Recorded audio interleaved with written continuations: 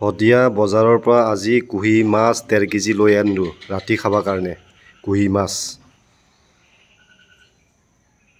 কুহি মাছৰ লগত বিলাহী হ'ব, বিলাহীটো কাটি ৰেডি কৰি থৈ দিছো। আগতে মাছটো ফ্ৰাই কৰি ললো, পুৰা ড্ৰাই ফ্ৰাই কৰি লৈছো।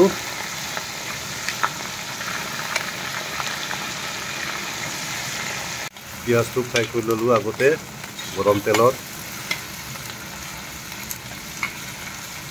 এই বিলাহী দিলো, বিলাহীটো আগতে ভাজি ললো।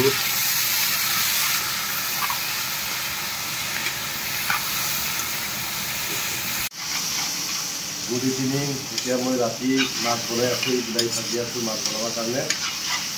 বিলাহী পুৰা ভাজি আছো, বিলাহীটো পুৰা গুড়া কৰি লওঁ, তাৰপিছত আলু দিম, আলু দি তাৰপিছত উতলাই মাছ দিম। এই বিলাহী ভাজাৰ লগতে আলুটো ভাঙি পেলাই দি দিলোঁ ভাজাৰ লগতে।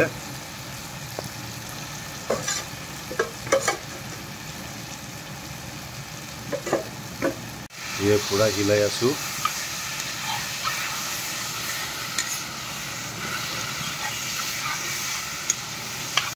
এই মাছ দি আছোঁ, পুৰা উতলা চব্জিত মাছ দি আছোঁ। আজি খাই কিন্তু বহুত টেষ্টিং লাগব দেই এই মাছটো, তৰকাৰীটো।